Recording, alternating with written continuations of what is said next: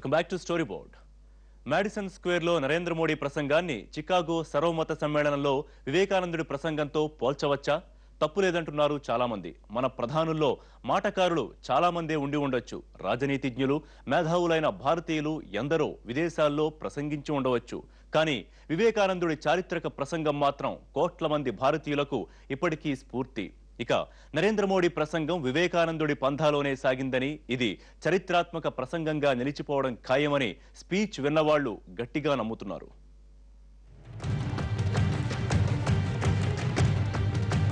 Chicago parliament of world religions సభలో Narendranath Datta alias Swami Vivekananda చేసిన ప్రసంగం ఇది. అమెరికా సోదరీమణులారా అంటూ ప్రసంగం మొదలుపెట్టి భారతదేశ విశిష్టతను, హిందూ మత ఔన్నత్యాన్ని ప్రపంచానికి వినిపించారు స్వామి వివేకానంద. సరిగ్గా 121 ఏళ్ల తర్వాత అదే అమెరికాలో అదే సెప్టెంబర్ నెలలో మరో నరేంద్రుడు దాదాపు అదే స్థాయి చరిత్రాత్మక ప్రసంగాన్ని ప్రపంచానికి వినిపించాడు. పేరుకు భారతీయుల కోసం ఏర్పాటు చేసిన సమావేశమే అయినా భారత ప్రధాని నరేంద్ర మోడీ ఏం చెప్పబోతున్నారంటూ అమెరికాతో పాటు పలు పాశ్చాత్య దేశాలు ఆసక్తిగా ఎదురుచూశాయి. వారి అంచనాలను నిజం చేస్తూ చాలా ఏళ్ల తర్వాత భారతీయ గళాన్ని సగర్వంగా సమ్మోహనంగా వినిపించారు నేటి నరేంద్రుడు. समस्त विश्व को एक कुटुंब के रूप में देखता है और मैं जब ये बात कहता हूं तब मैं साफ करता हूं कि हर देश की अपनी एक फिलॉसफी होती है.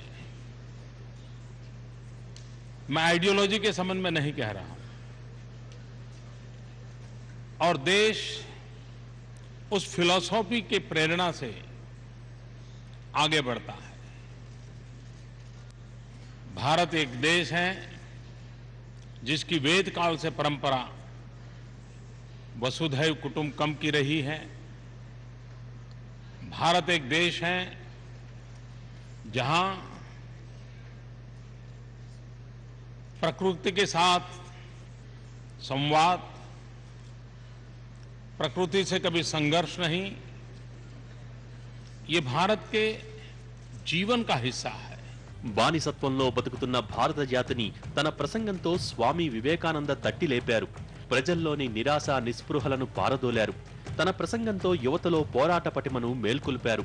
ఆ స్ఫూర్తే ఆ తర్వాతి కాలంలో స్వాతంత్రోద్యమానికి ప్రాణవాయువుగా మారింది.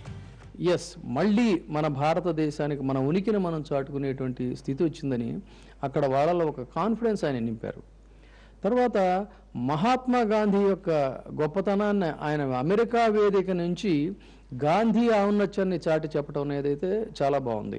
పరాధీనత లేకపోయినా ఇప్పటికీ ఇంకా నిరాశలో ఉన్న ఇండియన్ యూత్ కు తాము బలహీనులమనుకుంటూ తమ శక్తి ఏంటో తెలుసుకోలేని స్థితిలో ఉన్న కోట్ల మంది భారతీయ యువకులకు మోడీ చెప్పిన మాటలు కొత్త శక్తిని, కొండంత బలాన్ని ఇచ్చాయి.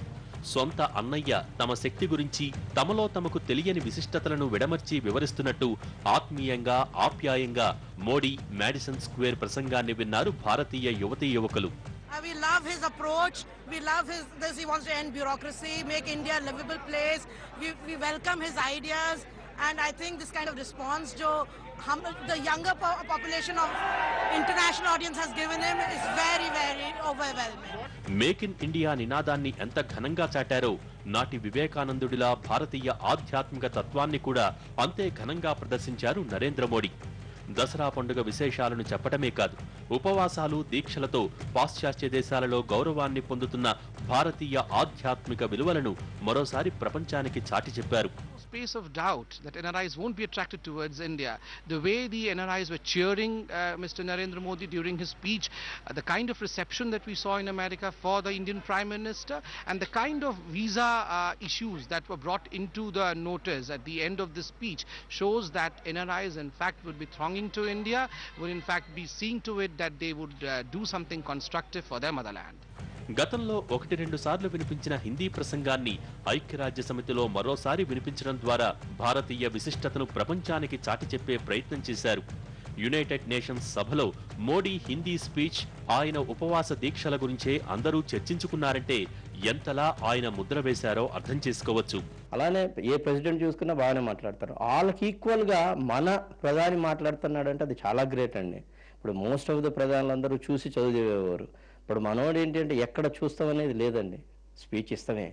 But 90% of the prime ministers ఇక్కడ నుంచి ఎన్నిలోనూ ఏదో బుక్లో చూసి చదివినట్టు చదివేవారండి.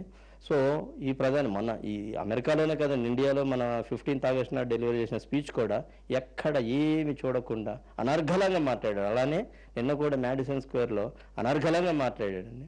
యుఎన్ఓలో కూడా చాలా బాగుందండి. అప్పుడు నరేంద్రుడే, ఇప్పుడు నరేంద్రుడే, ఇద్దరిది ఒకటే ధోరణి, ఇద్దరిది ఒకే తత్వం. నాడు ఆధ్యాత్మికవేత్తగా వివేకానందుడు జాతిలో చైతన్యాన్ని కలిగిస్తే, నేడు దేశాధినేతగా తన ప్రజల్లో ఆత్మవిశ్వాసాన్ని, స్థైర్యాన్ని నింపారు నరేంద్ర మోడీ.